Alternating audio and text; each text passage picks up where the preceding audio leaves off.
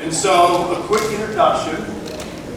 On the far left, your left, is Katie. We have Ren here, Luis, and Jen. And, you know, we're going to ask them a couple questions. We want to make this interactive. So if you have a question that you want to ask, raise your hand. We got microphones that are out there. We can get you a question and answer it. And hopefully this is helpful for you. So we're going to start with an introduction of each individual. And Katie, why don't you start with yourself?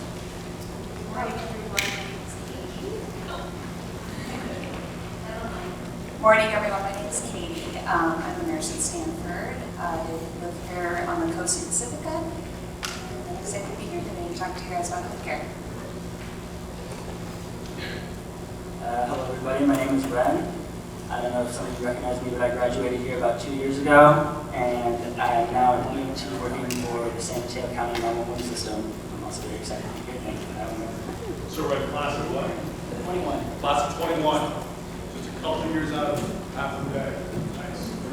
Good morning, everyone. My name is Luis Haro. I'm a barber, father, and a basketball coach here on the coast side. Born and raised here, class of 2010 from Pilarcitos. I guess half from Bay High as well. Right? Thanks for having me. Hey guys, I'm Jen. I was a class of 2000. And yeah, born and raised on the coast here. I own a landscape design company, Wildflower Farms. And I also own an apothecary and nursery on Main Street called Garden Apothecary. I'm a botanist and a farmer, and just stoked to talk to you guys about agriculture.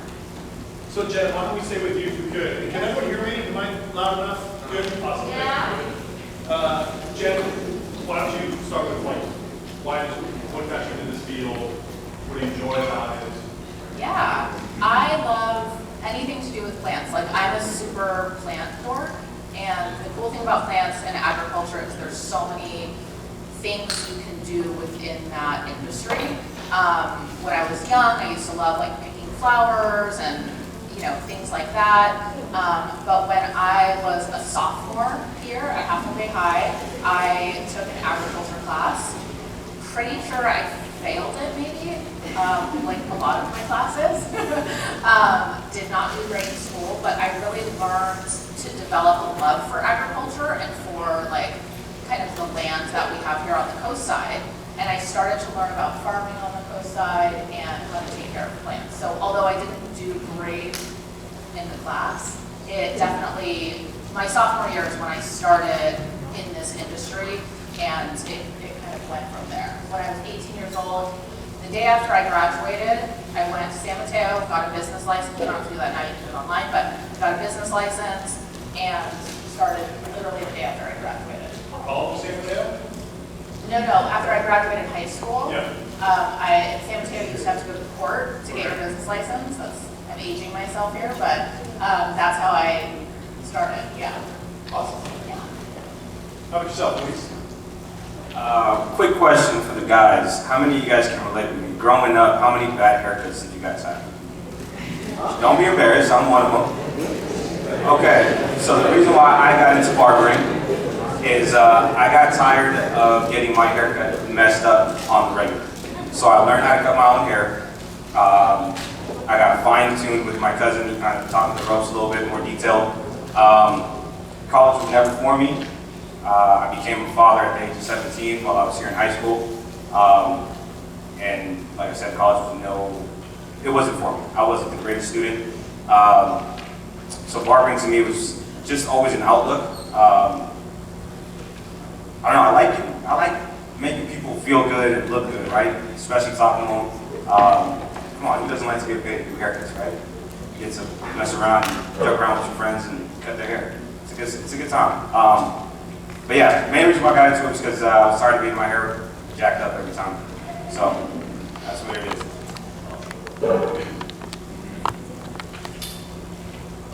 I kind of stumbled pretty backwards into where I am today. I actually graduated out of here, committed to Santa Clara University for mechanical engineering. I went there my freshman year and didn't really enjoy it. Tried all 3 quarters to do well in those classes, and I just couldn't really force myself to go to physics and math every day. Even though I love those subjects here, and I really have a lot, hats off to the teachers I had here because I wouldn't have been interested in engineering at all if it weren't for them. But yeah, at the end of the day, at the end of the year, really, I chose not to go back to Santa Clara. And over the summer, my mom convinced me, hey, just try to do a little EMT program. You used to be a youth aide at junior guards. I'm not sure if any of you guys did that. But yeah, if you enjoy that kind of stuff and you want to learn how to handle emergencies a little bit better, that's what I did. So I did a 5-week EMT program up in Sacramento. And that's how I got certified. You have to go through the state registry and then take a couple more tests once you go through your program to graduate and officially get licensed to practice. But I got hired at AMR West last September, and I've been working there for about a year now. And if you want to drive an ambulance, if you want to go work in an emergency setting, if you don't want your day to look the same every day, that's kind of what I was afraid of, and I didn't want to work a desk job. Now I'm in paramedic school, so I can handle bigger emergencies, do more advanced stuff, and hopefully become the person in charge of the scene one day. But yeah, I did not mean to do this, and I'm really happy I ended up here because I'm not working right now without it. Ran real fast. The 5-week program that you're talking about in Sacramento, was that in classroom, online, a combination of both? It was a little bit weird. We had COVID regulations for sure, and there were a bunch of hybrid courses, and there still are hybrid courses if you want to do it. This is an accelerated program. Most EMT courses are through they have a CSM, or Foothill, or Skyline. They're all semester-long programs. But Project Heartbeat is the program I did. They have 2 centers, one in Oakland, one in Sacramento. And you can do either a 2.5-week, which is pretty accelerated. It's more for like people going into med school who just want to get the clinical hours. So 15 days, you can just get your EMT certification. Or 5 weeks, that's the one I did, 8 weeks, or 10 weeks, 12 weeks. Awesome. Thank you. I'm originally from the East Coast, so I grew up in Pennsylvania, and in high school I didn't know what I wanted to be when I grew up. Didn't know if I wanted to go to college. I didn't think college was for me. But a family member of mine had a stroke when I was in my junior year, and I spent a lot of time in the hospital with her, taking care of her. And I think it was at that moment I wanted to be a nurse, and I was like, all right, this is my career. I know it. And I applied to school on the East Coast. I got a 4-year bachelor's degree. Started working in the hospitals, and then I took a big leap of faith and did travel nursing, which is where you get paid to travel the country to work in hospitals. And that's how I ended up in California. So now I work at Stanford, and I work with patients that have leukemia and lymphoma, some blood disorders. And I absolutely love what I do, and I'm super passionate about it. And I love the day-to-day, and super excited to talk to you guys about it. Perfect segue. Tell me about the day-to-day. And like 1 or 2 things that you just absolutely adore about your job. Or what? Yeah, the day-to-day, I work 3 12-hour shifts a week. So I work from 6:45 in the morning until about 7 or 8 o'clock at night. I get to work. I have an assignment of patients that I see throughout the day, probably 6 to 7, depending on how busy it is. I give chemotherapy. We see patients coming out of the hospital. We give blood products. We give antibiotics. We give infusions. It's always something different. Sometimes your first patient comes in and they need CPR, you quality of maintenance. So it keeps me on my toes and always learning. So that's why I enjoy most about what I do. Same question. I chose this job because it doesn't have a typical day, and I didn't want to have to do things repetitively. So to get that, I think the day-to-day work looks like you could end up sleeping all 12 hours of your shift, or 24, or 36, or 48. If you work in 12-hour intervals, you can segment it however many you want. I work part-time, and then the full-time is usually work about the same 36 to 48 hours a week. They'll switch on and off weeks. A little closer. And then so the hours are also in 12-hour intervals, and I would say you can spend your 12 or 24 hours either sleeping if there's no emergencies, right? Like we don't plan on, you don't want emergencies, but they do happen, and we're always ready for it. So within 90 seconds, you got to be out the door, and sometimes you're using those 90 seconds every single time you clear the hospital. You just have to go again. There's another one. We're level 0 on the system. There's not another ambulance to help. But if you're okay with having that range and you don't know what it's going to look like when you walk in, if you're going to get a big nap or if you're going to get none, if you're not going to get a lunch break, you're not going to get sleep, you're not going to get to even cry. But yeah, it's not certain. Nothing's given. Favorite part about your day or the job?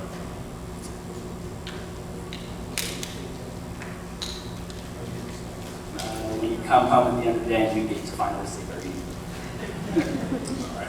Sleep, sounds like sleep's a big one for EMTs. My day-to-day looks more so, depends on the day actually.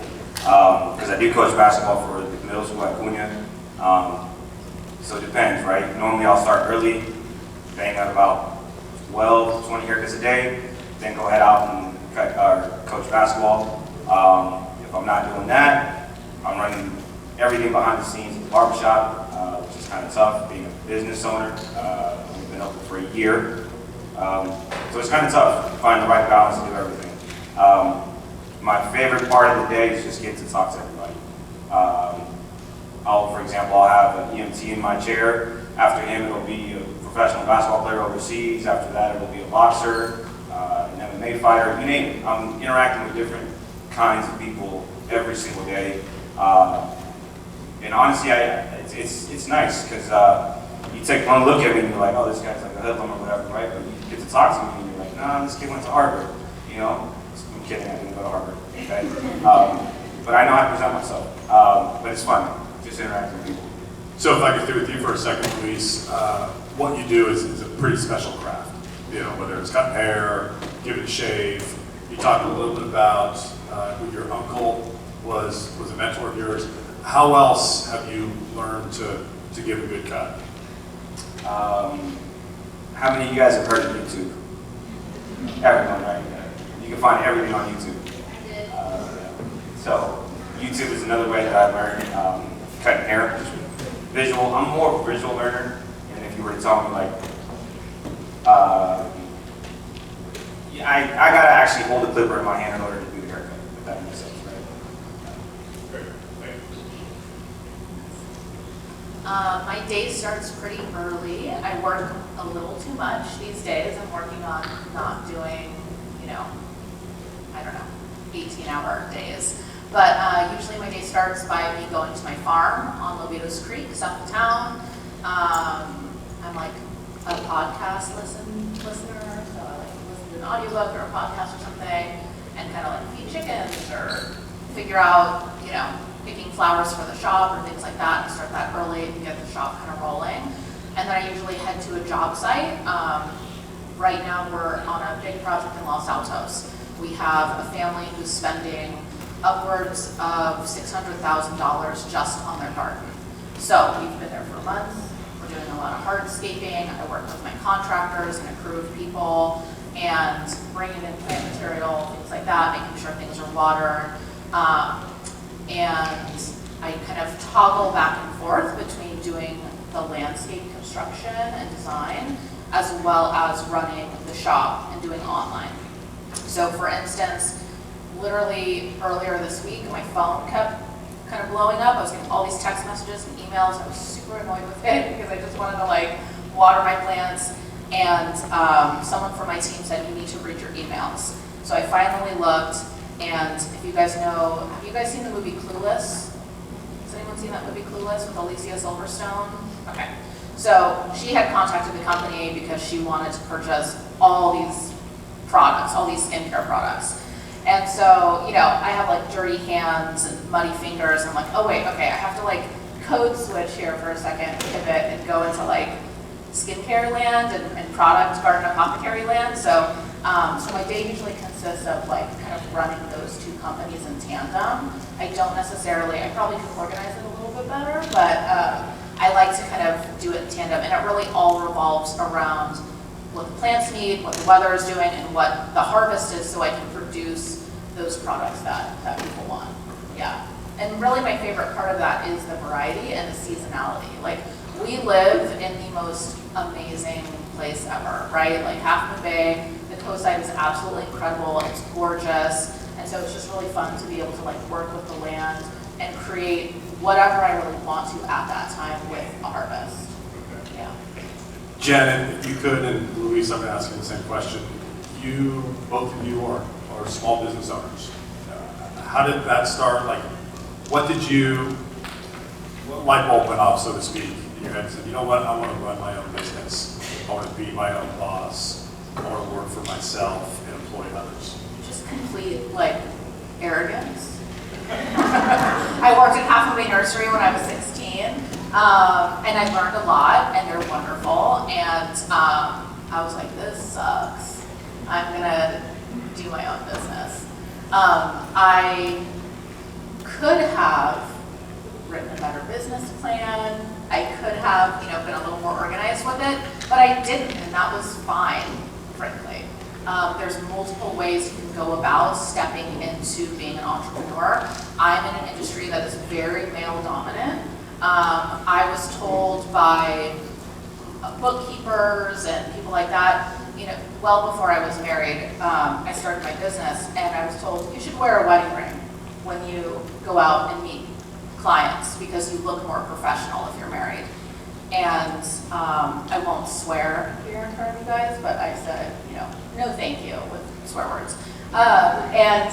So, I really, when you're starting a business in the agriculture industry, at least when I did 23 years ago, it definitely, there was like a lot of ups and downs with that. But just kind of starting and taking that first step is like really all you need to do to tumble into a career that you might just like absolutely fall in love with. Yeah. Great. Second question. Did I answer your question? You did, Okay.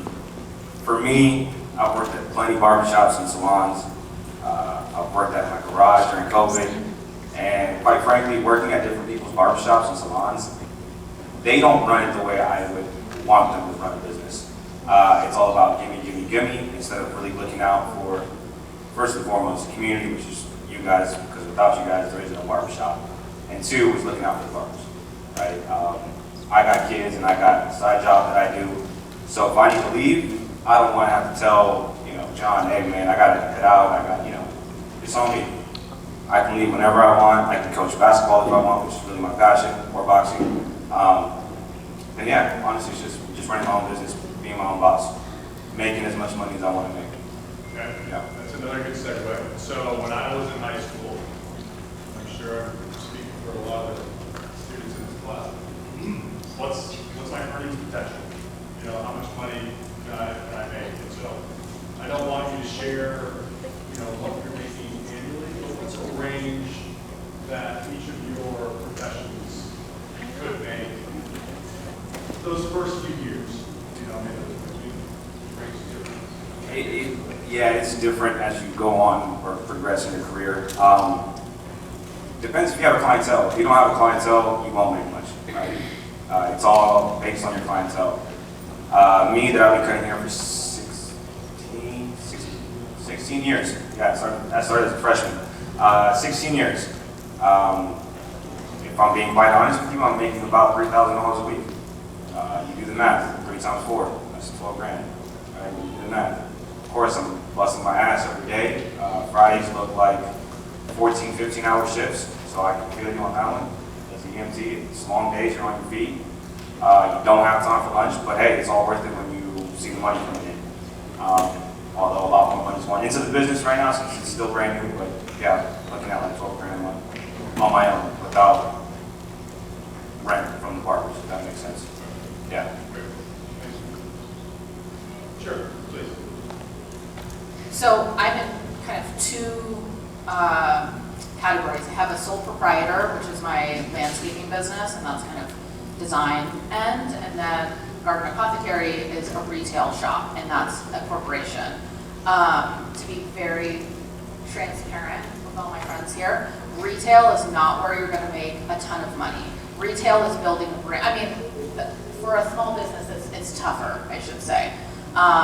If you're Walmart, Anthropology, Target, obviously that's a different huge corporation. But for a small business, it's really tough to hit your margins and make larger amounts of money. And we live in the Bay Area, so we all have to think about, our income and be strategic about that. The construction end and the design end of landscaping, even though that is, they consider like just a vocation, that is where you have huge earning potential. If I'm on a job site and they need a lot of plant material, and I sell $100,000 worth of plant material, 50% of that goes right in my pocket.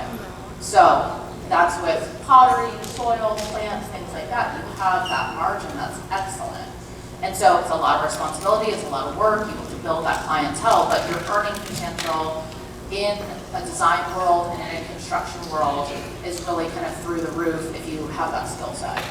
Yeah. Right. I'm not going to sugarcoat it. We do not make really at all. Well, I guess, I don't know. There's room to make more money. The flat rate is bad. I'm just going to be like straight up. You will get hired for $20 an hour if you're lucky, straight out of EMT school. As a part-timer, your opportunities to make money come in for mandate pay, overtime, holiday pay, all of the above. You're going to get held over on shifts for 16, 17, 18 hours when the levels are low. That's another 5.5, 6 hours of 1.5 pay. So your 20 turns into 30 an hour. If you're on mandate and overtime, that stacks 2.5 an hour. That's what, $50 an hour? So there's a lot more room to make more money if you know how to pick and choose. I only make my flat rate base pay for like my first shift every month. So let's say if I were to pick up the first Monday of every week for a month straight, that's only 4 shifts, 48 hours, because I'm not required to fill 40 hours a week as a full-timer, then I would work that first shift as a just flat rate base pay, 12 times like 20 an hour plus whatever Uncle Sam takes, like maybe a $200 check or something. But at the end of the month, after 2 checks on mandate and overtime and holdover, whenever it happens, which is usually pretty often, you'll miss a lunch and that's an extra hour pay as well. So it really stacks, and I've seen my checks when I work like maybe 1 or 2 shifts a week show up as like maybe like $300-400, and then I've seen holiday season, especially during the winter when there's a lot of accidents because of that rainy season. I don't know if another El Nino coming this winter, I'm pretty sure. You can make like $6 to $8 grand per check every 2 weeks if you pick up enough hours. Are you part of the union? Yes, and that's also, thank you. You have a lot of power if you stay together, especially in this job. I'm not sure if you actually know how much garbage men get paid. It's a lot, and the reason behind it is when they strike, everything goes inside of it's pretty bad, yeah. Same thing happens when we strike. If we strike, whole system's down. If fire department strikes, bad. So they have to pay us enough to make sure we don't strike, but you really have to work with your employees to make sure that your union acts as one, makes decisions as one, votes on new contracts as one. It is actually us versus the company a lot of time. I'm not here to represent the company I work for. I'm here to represent my job. Do not take this as an endorsement or any public sort of advertisement for AMR West. Take this as me trying to tell you you can make money as an EMT, you can live a good life, you can enjoy the work you do. But I wouldn't, nobody ever did this job for money. Nobody. And then what is the union? In the simplest terms. It's going to be you and it's kind of like the employees and I. So let's say I have 160 other EMTs that are employed with me at my current company. I think about 90 of them are also part-time. When we got this new contract last month, it means that we work with the county and our company to come up with new labor laws for this contract goes for 5 years, so this is a huge deal. We just got more night differentials, so there's going to be $5 more per hour on if you work a night shift, which is usually what I pick up. And same thing with weekends is going to come in eventually. There's a lot more benefits, making it a lot better working conditions. During COVID, everyone else kind of had accommodations. We were stuck on the road. We weren't allowed to say, no, let's stay at home and let's do this remote. We can't. So the union is your friends and your coworkers you have to work with to make decisions against the company. The company is not really, it's a bad guy in a way, but management is like the bad guy. At every job, management is the bad guy, unless you're management. Was there a question? Yeah, can I ask a question just to communicate in particular as you're going through this competition about work? So what's also the attention for things in the topics? Like, do you consider the difference between being a paramedic and what's involved in that transition? Seeing for being a paramedic, So what's the career path is the question. Where do you go from EMT? Where do you go from a specialized nurse? As far as nursing goes, I have a 4-year bachelor's degree, so I went straight into college and got a BSN. That's not everyone's trajectory. You can get a 2-year degree, you can do an accelerated program, but I knew from a really young age I wanted to be a nurse. So I have a 4-year bachelor's. I'm in the process of applying to go to nurse practitioner school, so get a master's degree. And within nursing, you can find a specialty that you love and enjoy, and that just really means that you're bouncing around to different jobs, finding different places in the hospital. You don't have to work in a hospital either. You can work in a prison, you can work in an infusion clinic, you can work at Google. I mean, nursing is a beauty in the sense that you don't have to work in a hospital. You can teach, you can work at a school. So I found my niche within my career, but I just urge you to try and find what you're most passionate about, and keep learning always. I'm also unionized.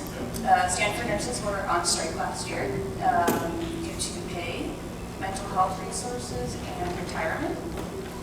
Our union is a very strong union. They do this every 2 weeks in your paycheck to commit to, an outside group of people that support you versus the hospital that you work for. I will say Bay Area nurses are the highest paid in the entire country. Due to the cost of living here, it's pretty astronomical. Was that part of the reason why you came to the West Coast? You went to school on the East Coast. I went to school on the You East said Coast. Pennsylvania. Yep. Is that why you came to California or the West Coast? Exactly. Okay. Okay, and beauty here, wanted to live in the West Coast, but I make an hourly pay just like Brent does. I make about $120 an hour. I work 36 hours a week, so you guys can do the math. The taxes here are pretty crazy, so that was a sticker shock when I came to the Bay Area. Uncle Sam does pay quite a bit. But I have full health care, medical, dental, mental health resources, retirement, savings, all that. So that's what my pay is like.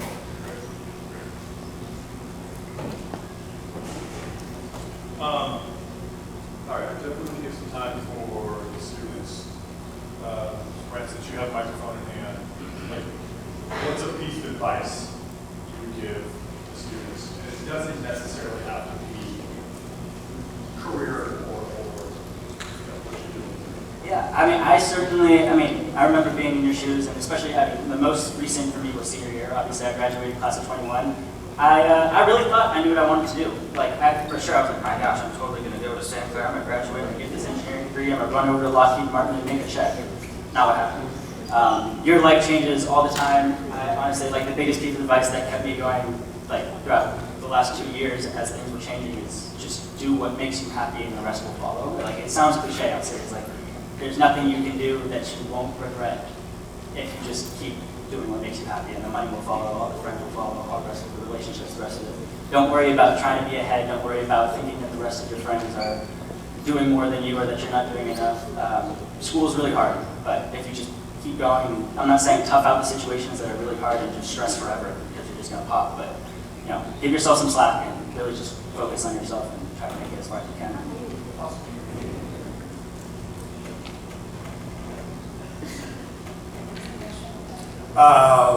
Piece of advice you would give the students, whether it's job related or just in life general. Yeah, I didn't know that I wanted to be a nurse until I had a life experience where someone in my family was really sick. And back to what Ren said, do what you love. I mean, a job is a job, it's money, but it also should be a passion, right? Something that you enjoy, something that you want to be a part of. For me, being a nurse is much more about getting a paycheck. It's more about impacting people's lives in a very vulnerable way. Changing someone's day, getting to talk to someone, making them smile, helping someone out when they're in a really vulnerable place. That for me is the most rewarding part of my job, and I hope you all can find that at wherever you end up.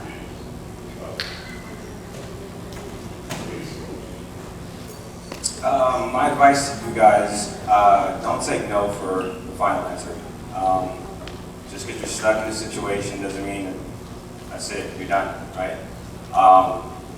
Like I said, I was dealt with having a kid in my junior year of high school. Nobody thought I was going to graduate. My family always doubted me and said, oh, you're never going to work at a barbershop. Look at me now. I own the dopest barbershop in town, right? Like, not to brag, but I mean, I'm pretty sure you guys have seen it. So don't ever let nobody tell you, no, you're not going to accomplish this. One of the things, too, is I live my life this way. It's I'd rather know that that person said no to me or that job said no to me than sit there wondering, what if I would have gone and asked? right? So don't second guess yourself, just go for it. What's the worst that's going to happen? You get rejected from the job or the school? Doesn't matter. There's other ways to get there. My barber instructor always told me there's 1,000 ways to cut this hair, or there's 1,000 ways to get home. I don't care which route you take, just make sure you get home. So it's the same way with life. It doesn't matter which way you go. Just take that route. You can always exit, go on to the next freeway. I think I'm going to mirror a lot of what everyone else has said, which it sounds like, you know, being passionate about what you do and kind of having purpose. I lucked into just naturally being passionate about flowers and plants and nature. For people that, you know, if you're out there and you really just don't have a passion right now, try to experience as much as you can. Even if it's an industry where you're like, nah, I don't really see myself here, experience it for a few months or 6 months, or intern, volunteer, learn from other people and kind of what they're doing. And I think the biggest piece of advice I can give people, and I tell my employees all the time, is to fail up. So I have constantly failed in my business life, but I've always failed up, meaning every crop failure, every time I've messed up on an estimate, every time I've like overextended myself in business or something like that, I'm trying to learn, I'm trying to pivot, I write notes to myself all the time. Hey, next year in October, you need to do this because here's how you messed up last year. Or, you know, just really making sure if you didn't do great in a class this semester, like how are you gonna fail up? How are you gonna improve that the next time or the next week? Because you really just wanna do everything like for yourself, to keep yourself healthy, happy, and you all deserve an incredible career and an incredible future, and you guys are the only ones who are gonna be able to make that happen for yourself. So really being like firm in the affirmation that you deserve something incredible and to keep pivoting in that direction. So I'd like to open it up to the students. This is your time to ask some questions. Hopefully the panelists will give you something to think about. If you have a question, raise a hand and we can bring the mic.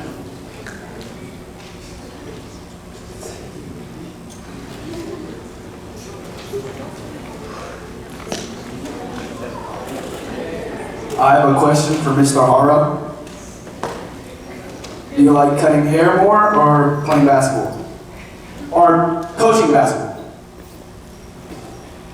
That's a tough one, bro. Coaching basketball does not pay the bills.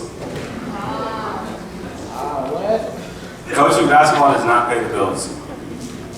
However, I would rather sacrifice my business and all that just to be on the basketball court with you guys.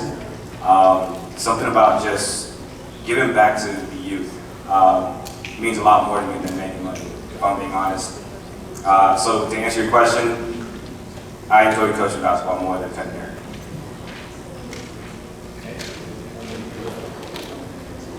Did I see a stand hand over here? I know a couple of you in here. I don't mind asking, calling on people.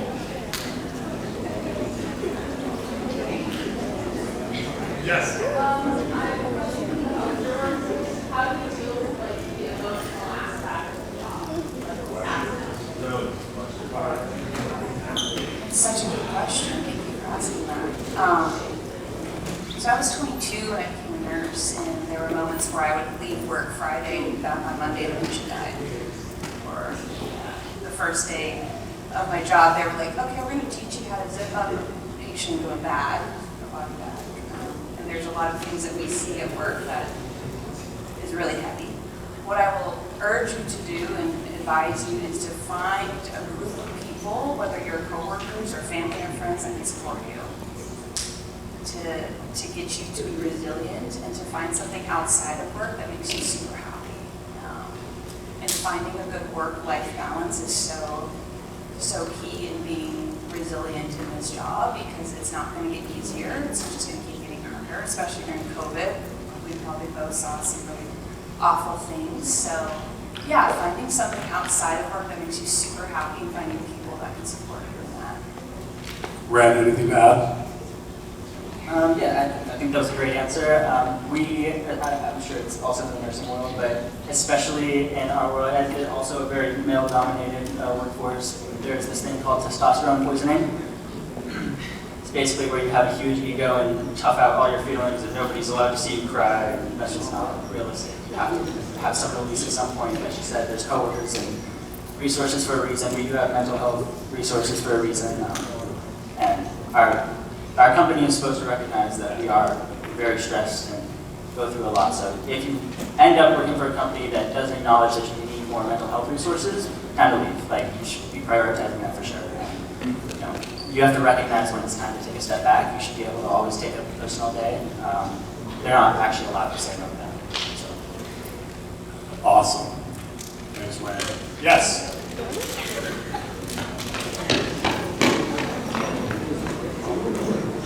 I had a question for Ren, actually. What is it like being an EMT? Or like, was it tough? Is it tough being an EMT? I mean, if you ask my best friend who makes jokes about me just napping on the job all the time, you think no. But yeah, it is. I'm not going to sugarcoat it. There are parts of the job, like both of us see, it's really rough, and you're not going to, like, you can't forget those days. Like, the first time you do CPR, you can't forget it. The first time you watch someone actually pass, you can't forget it. The first time you have to tell somebody that their loved one has passed, it doesn't leave. You're going to remember faces, you're going to remember smells, especially. That's the hardest part of the job is what you carry with you, and it only gets easier by actually letting go. So it ties into the question prior. I think it's only as easy as you let it be. You got to be easier on yourself, and you got to know when it's time. Does that answer it? Yeah. Okay, my question also for you. I was going to ask, like, does the emotional duress ever pile up to a point where you want to delay your job? I haven't hit that, but there is real burnout for sure, and it definitely exists in nursing. She definitely has something to say about this, so I'm going to pass the mic right after this. But genuinely, if somebody's in double digits in this industry, they're either, the term is burnout, but you'll see that we call them salty EMTs or salty medics. They just, like, every time the tones drop and the radio goes off and they're called to a call, they're like, ugh, like, I don't want to do this. So, like, every time they show up on scene and the patient's, like, not actually just dying, and they're like, I want to go to the hospital, but they're not critical, but it's like a little sigh and groan. I don't think that's how you're supposed to do your job, right? Like, once you start lacking compassion, it's time to find something new. Yeah, I would say, like, create an environment for yourself and for your outside of work life where you can go back to work and be well rested and be willing to take care of people. It's exhausting. I've been a nurse for almost 10 years now, and there has been some moments where I've been feeling really burnt out, but I think what Ren was saying is finding a new job, exploring something new, and also finding a community around you that can support you in times like this, whether it's your coworkers, your parents, your friends, your coaches, your barber, anyone who can help you. Like, I would totally lean into that and create a work-life balance, find things outside of work that make you super happy. So I'd like to ask Luis a question, if I could. You got a client in a chair, and you pick up on that maybe he or she is going through some issues at home. You pick up on some mental health issues. How do you handle that?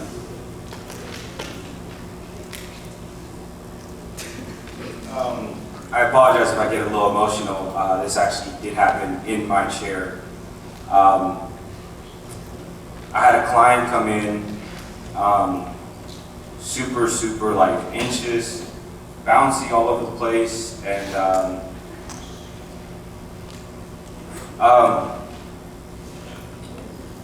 he just needed somebody to listen. And he was going through a divorce, couldn't see his kids, and he came in and got a haircut and was just talking for days. And I was like, I'll listen to him, it's all good. And believe it or not, he came back the following day and pulled me outside the barbershop while I was working at Main Barber, and he looked me dead in my eyes and said, I want to thank you. I gave him this, kind of like this blank set of what are you talking about? I know I gave you a good haircut. I know you come back to thank you, right? And he told me, he said, you saved me from going home that night I was about this close to blowing my brains out. So, literally, and this is, I'm going to segue into another thing that I want to tell you guys. Don't hold any emotions in. Talk about it. I dealt with previous trauma from getting abused and sexually abused as well growing up. And talk, man. That's one thing I could give you guys some advice. Your guys' generation is make sure you guys talk, man.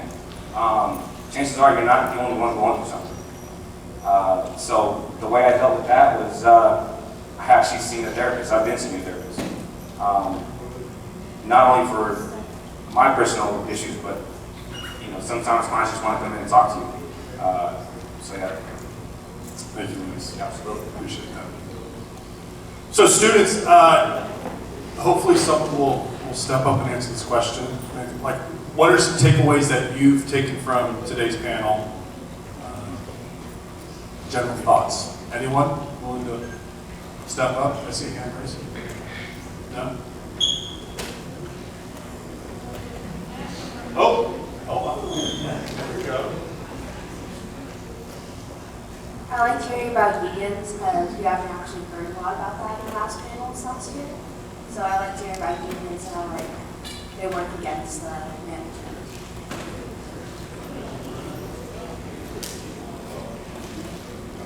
Ms. Longacre? Yeah. So knowing what you know now, and you have to talk to people tomorrow, right? If you go back to your high school self, then what? Is there any difficulty with your high school self? I would not change anything that I've done in my life. It made me the person I am today. Yeah, I do it all over again for sure. From having my kid as a junior to getting kicked out of the house to being homeless for a couple of days, now owning a barbershop. Sounds like a really good life to me. If anything, I've seen the world and experienced things that some people don't experience. So yeah. I thank my high school self all the time because my interest and my drive in high school got me the two companies I own right now and my experience, my passion, and I didn't understand lifestyle and what a good lifestyle meant for me at the time, but I happened upon, when I was 16, 17, 18, I set myself up. Right now I'm 41, and I just love the lifestyle and the company I have. So I more than anything thank my younger self. I would tell myself that I similarly didn't have family support. I didn't have financial support. I did not finish college. There was a lot of my friends went to 4 years and had their cars paid for, and college paid for, and just support from their parents. I didn't have that, so I would have liked to give myself a hug and tell myself to just keep going. It's going to be okay, because it will. As long as you take another step in whatever you're doing, it will be okay. If you don't take those steps and you sit in the muck, that's when it's harder and harder. But if you keep pivoting and keep taking steps and keep advocating for yourself, no matter how old you are, no matter what you're advocating for, that's a really good habit and a good thing to do for yourself at all the ages, right? Yeah. I 100% agree with Luis. Your mistakes make you who you are. I'm not going to say now is the time to screw up, but now is the time to screw up, right? You're young, I was young and dumb, and I'm still young and dumb. You learn every single second of your life, just make the most of it. Seriously, you're not going to get a better chance to make mistakes and learn from them. Every dumb thing I did in high school, I wouldn't be half of who I was sitting here today without it. So definitely wouldn't take anything back. I would tell my high school self that don't worry about what people think about you. Don't worry about what everyone else is doing. I feel like in high school I was so caught up in who's going to this college, who's doing that for work, who's doing that, and it didn't really matter. And I'm just happy that I listened to myself and just found what I was passionate about, what made me be super happy despite of what all my friends are doing or what my other people in my classes are doing. So just, yeah, tune into who you are as a person and don't worry about people. I have a question. Any other questions out here before I ask mine? So you all have talked about your journey, right? This path that you've taken from the beginning to where you are today. I'd love to know, as you look across the horizon, how do you see your journey continue to evolve from where you are today?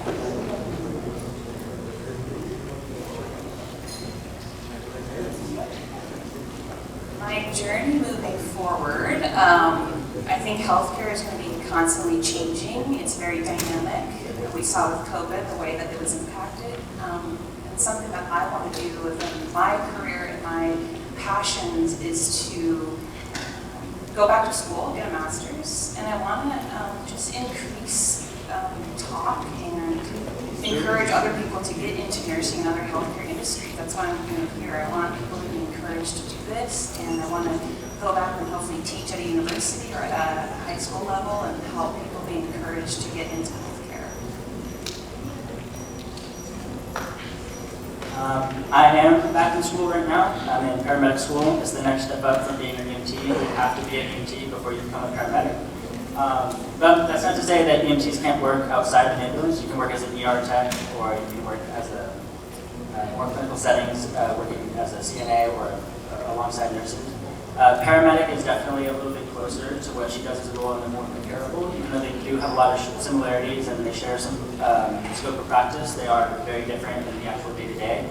And there are different levels of paramedicine, and I hope one day I can become a critical care paramedic and then maybe step onto either a fire crew, helicopter, search and rescue team, something specialized. I just got into wilderness over the spring. Maybe I can continue that. I'm not tied to anything though.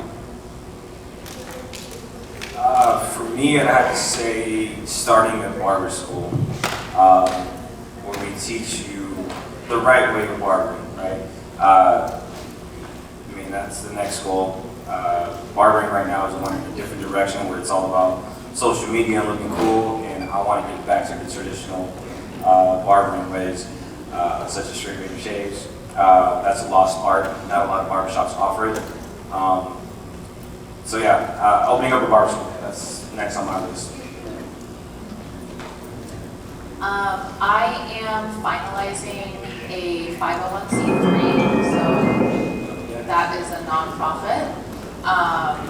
And it's called Ag Girls, and we actually have it started right now through Garden Apothecary, so we're prioritizing girls that are in ag classes or science classes at the high school where they can learn more about ag industry, and so just kind of giving back to that nonprofit. And then I'm working on a book talking about connection to nature. Awesome. Well, Katie, Ren, Luis, and Jen, thank you very much for taking some time today.